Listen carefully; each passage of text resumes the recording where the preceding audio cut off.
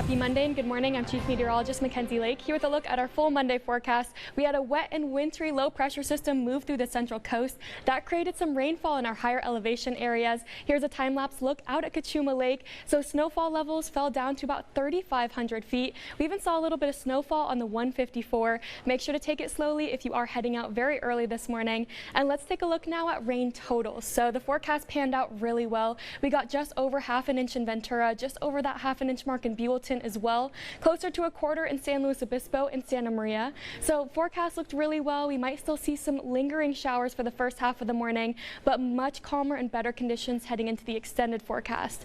If you've been keeping an eye on the forecast over the last few days, we were worried about burn scar areas. Well, again, we got that nice light and needed rainfall for the central coast, but I went ahead and pulled up some data and information near some of the latest burn scar areas. So Malibu, we got some of the most rainfall, just close to an inch and a quarter there. And again, Cachuma Lake, Castaic Lake, that's where some of these most recent burn fire scars are.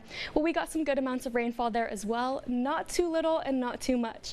Here's a look at satellite and radar here. So we have low pressure still spinning off the coast here, but it is going to retrograde back into the middle half of the U.S. here as we head closer and closer to our Tuesday. So we're still on the tail end of this system. Again, early this morning, some slight chances for showers, but as this low pressure system continues to head further and further to the east, we start to see those impacts lessening, and then those rain chances, they diminish back down to a 0 by the afternoon. But speaking about rain chances and snow, we'll take a look here. We still have this winter weather advisory. This will be allowed to drop off until 2 p.m. this afternoon. We're still adding another 2 to 4 inches to some of those high elevation areas, mainly impacts with the Santa Barbara interior mountains and the Ventura County interior mountains as well. Temperatures today and tomorrow are looking to be back up into the 60s. We're likely going to run into some areas of low level clouds and dense fog very early in the morning. Keep this in mind. Again, that fog, those visibility problems, along with some slick roads, that'll create some dangerous driving conditions. Heading into our Wednesday and Thursday, we start to warm up just a little bit here, and then into our extended forecast, the first and second day of February, we have our next chance of rainfall.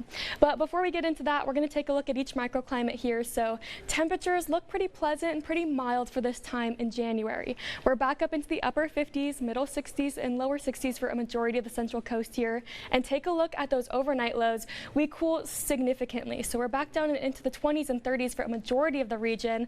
We have a freeze warning and a frost advisory going into effect. Frost advisory will impact the Santa Barbara south-facing coastline. That freeze warning will impact some portions of the central coast. So make sure to protect the 3 Ps, pets, plants, and pipes as you're heading out the door. Have a good one.